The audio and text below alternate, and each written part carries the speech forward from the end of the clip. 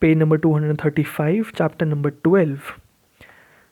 The British rule was based on the twin notions that the British ruled in India for good of Indians and that it was invincible and incapable of being overthrown.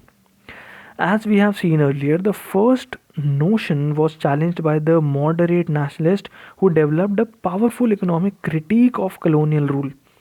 It was now during the mass phase of national movement that this critique was disseminated among common people by youthful agitators through speeches, pamphlets, dramas, songs, Prabhat Feris, and newspapers. The notion of invincibility of the British rule was challenged by Satyagraha and mass rule.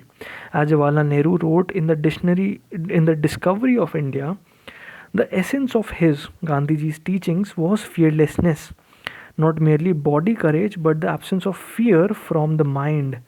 But the dominant impulse in India under British rule was that of fear, pervasive, oppressing, strangling fear. Fear of the army, fear of the police, and the widespread secret service. Fear of the official class, fear of laws meant to suppress, and of prison. Fear of landlords, agents, fear of the money lender, fear of unemployment and starvation, which were always on threshold. It was against this all pervading fear that Gandhiji quiet and determined voice was raised. Be not afraid. A major result of non-cooperation movement was that the Indian people lost their sense of fear. The brute strength of British power in India no longer frightened them.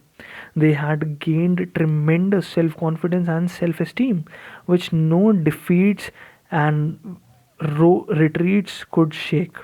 This was expressed by Gandhiji when he declared that the fight that was commenced in 1920 is a fight to finish, whether it lasts 1 month or 1 year, or many months or many years. The Swarajists. Major development in the Indian politics occurred during 1922 to 28. Immediately, the withdrawal of the non-cooperation movement led to demoralization of the nationalist ranks. Moreover, serious differences arose among the leaders who had to decide how to prevent the movement from lapsing into passivity. One school of thought handed by C.R. Das and Motilal Nehru advocated a new line of political activity under the changed conditions. They said that nationalists could end the boycott of the legislative councils, enter them, obstruct their working according to official plans, expose their weaknesses, transform them into arenas of political struggle, and thus use them to arouse public enthusiasm. Sardar Vallabhbhai Patel, Dr. Ansari, Babu Rajendra Prasad, and others known as No Changers opposed council entry. They warned that legislative politics would lead to neglect of work among the masses, weaken nationalist fervor, and create rivalries among the leaders. They therefore continued to emphasize the constructive program of spinning, temperance, Hindu Muslim unity, removal of untouchability, and grassroots work in the village and among the poor. This would, they said, gradually prepare the country for a new round of mass struggle. In December 1922, Das and Motilal Nehru formed the Congress Khilafat Swaraj Party with C.R. Das as president and Motilal Nehru as one of the secretaries. The new party was to function as a group within the Congress. It accepted the Congress program except in one respect. It would take part in council elections. The Swarajists and the No Changers now engaged in fierce political controversy. Even Gandhiji, who had been released on 5 February 1924 on grounds of health, failed in his efforts to unite them. But both were determined to avoid the disastrous experience of 1907 split at Surat. On the advice of Gandhiji, the two groups agreed to remain in the Congress, though they would work in their separate ways. Even though the Swarajists had little time for preparations, they did very well in elections of November 1923.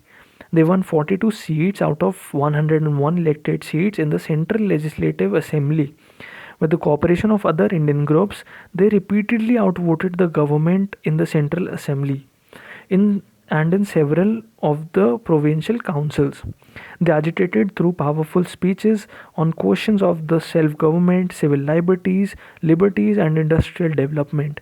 In March 1925, they succeeded in electing Vittalbhai J. Patel, a leading nationalist leader, as the president of Central Legislative Assembly. They filled the political void at a time when the national movement was recouping its strength. They also exposed the hollowness of Reform Act of 1919, but they failed to change the policies of the authoritarian government of India and found it necessary to walk out of the Central Assembly first in March 1926 and then in January 1930. Thank you everyone for tuning in. In the next part, we are going to finish this chapter. All the best, stay tuned, and do share and subscribe the channel. Thank you and all the best.